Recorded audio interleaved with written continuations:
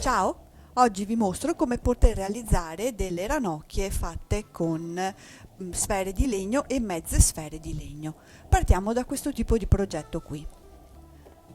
Sono necessarie due mezze sfere di legno da 40 mm. Una l'ho già preparata, l'altra la prepariamo assieme.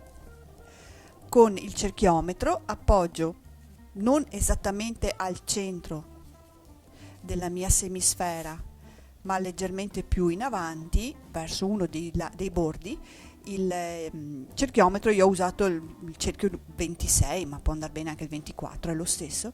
Appoggio il mio cerchiometro e all'interno faccio il disegno con una matita e poi coloro l'interno di rosa, con i colori acrilici, come ho fatto di qua. Il resto della semisfera la dipingo poi con il verde. A me piace questo tipo di verde salvia, ma va bene qualsiasi verde. Quindi col pennello, piano piano, vado a ricoprire il resto della semisfera. Il bello dei colori acrilici è che asciugano molto veloce, perciò l'intero lavoro è davvero veloce e semplice da fare. La parte rosa che ho colorato funge un pochino da interno della bocca delle rane, tipo lingua. Così danno l'impressione che stanno parlando. Mentre aspetto che si asciughi un attimo questa parte qui per continuare il retro della semisfera, vi mostro già gli occhietti. Gli occhietti sono delle micro semisfere di legno sempre da 15 mm. Io una l'ho già colorata interamente, eccolo qua. L'altra l'ho colorata e anche già preparato una base per l'occhietto che adesso facciamo assieme. Allora prendo la mia piccola semisfera, riprendo il cerchiometro e una matita, posiziono, io ho scelto il cerchietto numero 8, va bene anche il 10, va bene il 6, come piace a voi. Lo posiziono così, spingo la semisfera verso il cerchiometro così sta fermo perché altrimenti mi si muove tutto e disegno il cerchietto interno. Anche in questo caso, come per la linguetta, ho cercato di stare vicino al bordo inferiore, così gli occhietti vengono bassi. E con l'acrilico bianco poi procedo a colorare l'interno dell'occhio. Mentre aspettavo e vi spiegavo gli occhietti, qui si è già asciugato, perciò giro la semisfera. Io mi aiuto con una stecchetta di ferro per tenere fermo perché sennò scappa via e finisco di colorare il resto della parte alta o bassa, è lo stesso perché sono uguali, della rana.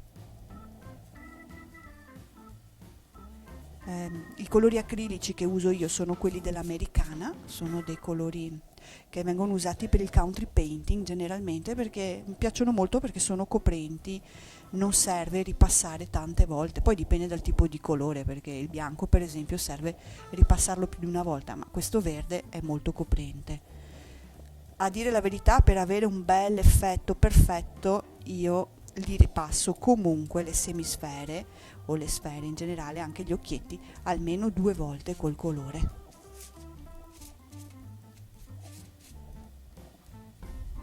Ecco, mentre si asciuga qui la mia semisfera, procedo con l'occhietto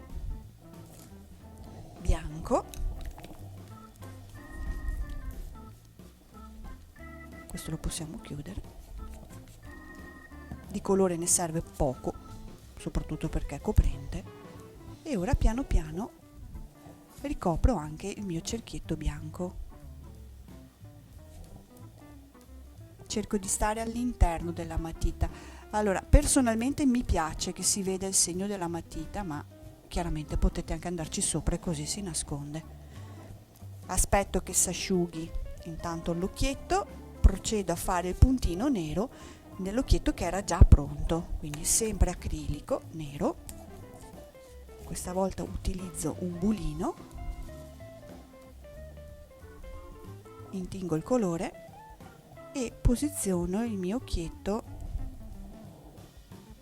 punto il bulino e lo giro un pochino così viene un pochettino più largo. Faccio il mio puntino nero, lascio sempre che tutto si asciughi, così aspetto di fare anche l'altro e nel frattempo magari preparo le decorazioni, quindi ho trovato una piccola fustella dove c'era questa specie di coroncina, prendo la mia coroncina la sporco un pochettino di colla su un lato, la chiudo.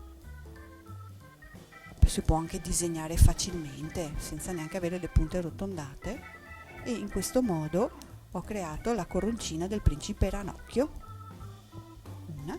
Oppure per i fiorellini, sempre con le fustelle o anche tagliati a mano, non fa nessuna differenza, mi taglio 2 fiorellini come in questo caso, chiudo a metà uno e poi chiudo un'altra volta, poca colla, basta proprio un puntino di colla, e mi creo 2 fiorellini. Chiudo a metà uno, chiudo a metà l'altro, 1, 2, mi sono creata i fiorellini così.